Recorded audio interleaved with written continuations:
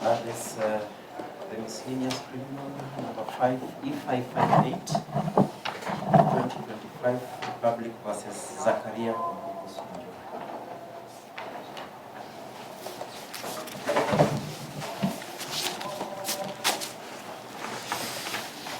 So before this court is an application dated 3rd of June in which the applicant, the state, seek orders pursuant to Article 49, 1H of the Constitution and Section 36A of the Criminal Procedure Code for continued detention of the respondent at Nakuru Police Station for a period of 21 days. The custodial order is sought to allow the investigating officer to complete inquiries into an alleged offense of murder, contrary to Section 203 as read with Section 204 of the Penal Code.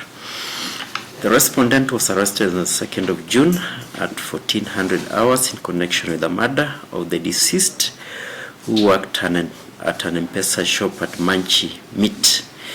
On the material date, the deceased left to deposit Kenya shillings 300,000 at Kenya Commercial Bank and failed to return. Her body was subsequently recovered at a location alleged close to the last known location of the respondent, as indicated by the phone data. The applicant averts that the police requires further time to do the following. 1, to record statements from key witnesses, to conduct a DNA from the respondent, and do further forensic testing, and of course to analyze call data and CCTV footage. They further state that the respondent was the last person in contact with the deceased and that the circumstances warrant thorough investigation before release. The application is opposed by the respondents, who aver that he has cooperated at all stages, reported the disappearance, and no compelling reasons have been advanced to override the right to bond as per Article 49, Sub-Article 1H of the Constitution and Section 36, uppercase A of the Criminal Procedure Code. So basically the issues for this court to determine is whether the state has demonstrated the existence of compelling reasons under Article 49, Sub-Article 1H of the Constitution and Section 36A of the CPC to justify the continued detention of the respondent, and 2, whether the application for further custodial order should be allowed.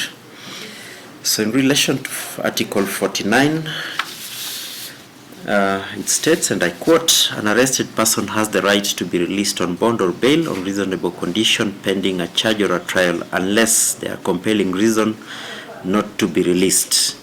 The other section relied by the state is that Section 36A of the Criminal Procedure Code, which provides, and I quote, a police officer may apply to the court for an order to detain a suspect in custody, and the court may grant such order if it's satisfied that further detention is necessary to complete investigation. End of quote.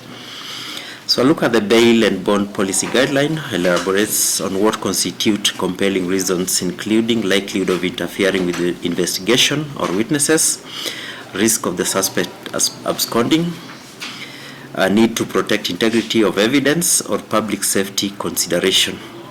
I looked at the case of Republic versus Ahmed Abul Fatih Mohammed and another, and also case of Republic versus Danson Mugunya and another, that felt that the burden of proof is always on the prosecution. So in this present case, the respondent is under investigation for more serious offense of murder. The police have provided specific grounds requiring further time for investigation, which I've named, and which include the need to record additional witness statements, requirement for scientific or DNA forensic analysis, processing and analysis of call data and CCTV footage, which are not immediately available. the respondent was also last in contact with the deceased, and digital location evidence points to proximity with the crime scene. So the risk of interference with the ongoing investigation, especially where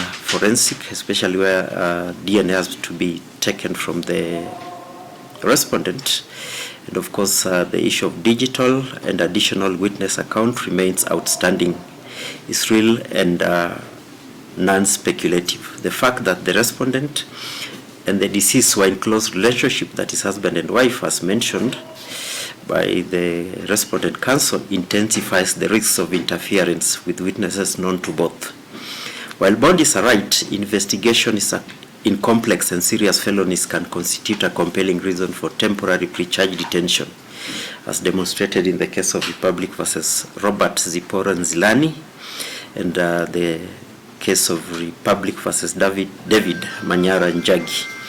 So while the respondent's cooperation is commendable, the need to protect the integrity of the ongoing investigation, especially where specialized scientific evidence being obtained, may in appropriate cases outweigh the right to immediate release. If released, the respondent may knowingly or unknowingly compromise evidence or witness account, particularly where the relationships are close. The court's duty is to balance constitutional rights with the interests of justice. So for reasons set out above, I'm satisfied that the applicant has demonstrated compelling reasons within the scope of Article 49(1)(h) of the Constitution and Section 36(a) of the CPC to justify the further custodial detention of the respondent. Accordingly, the application dated 3rd of June 2025 is hereby allowed partly the following terms. The respondent shall be detained in Nakuru Police Station for a period not exceeding 14 days from the date hereof. The investigating officer is directed to ensure all investigations are conducted expeditiously and to respect the respondent's right to humane treatment as enshrined in Article 51, Subarticle 1 of the Constitution.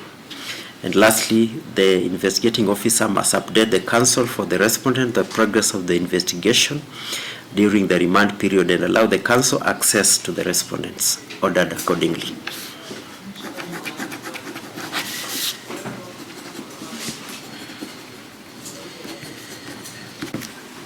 Yes, that's Mr.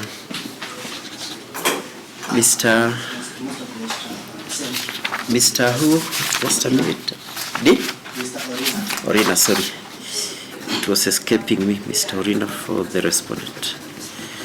Yes, you want to say something, Mr. Orina? I want to say something. Yes. Your Honor, before the respondent was arrested, Yes. he was the one in charge of collecting the funds being used for the funeral, which I am informed by the family would be taking place tomorrow. Yes. I was requesting the court whether it could allow the state to allow the respondent to transfer the amounts to the family. And also I would request that the court allows the respondent to attend the funeral tomorrow. To give the befitting send-off as per the culture of the respondent.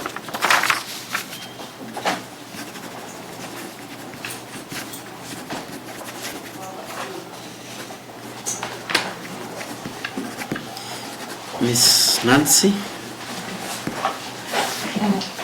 I'm informed the phone has been forwarded. The phone has been? The phone has been forwarded for further analysis by the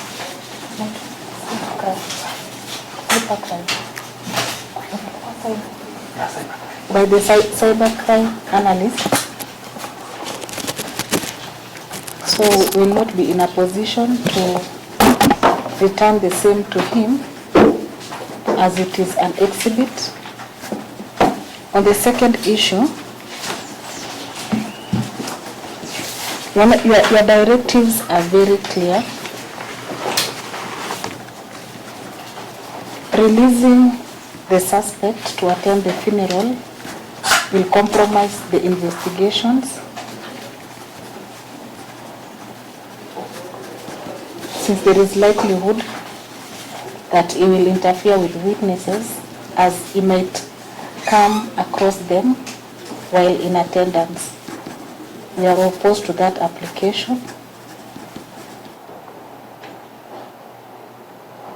We pray that the same be declined.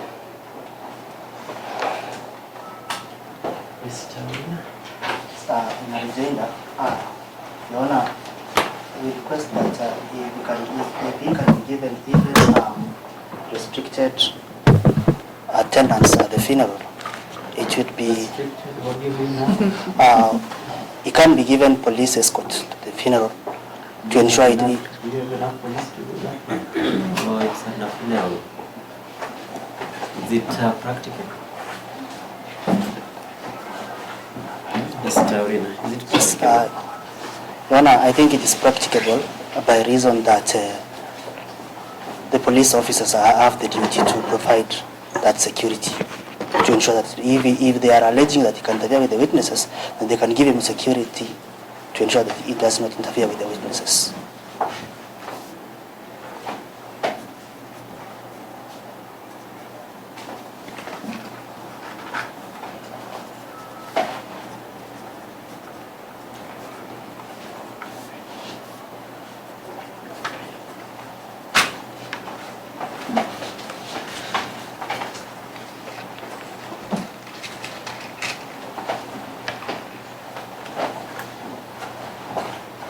So on the first issue about transfer of the amount so far received for the funeral, I believe that one cannot happen, having forwarded the phone for forensic evaluation. So it will be difficult for the court to make such an order. On the second limb, or the second issue, being a funeral and likelihood of the respondent meeting the potential witnesses is very rife. So in that case, the same might jeopardize the investigation. So the request is hereby declined.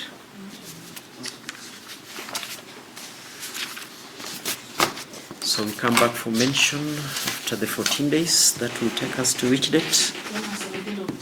17th of June. For mention. A copy of the ruling is available.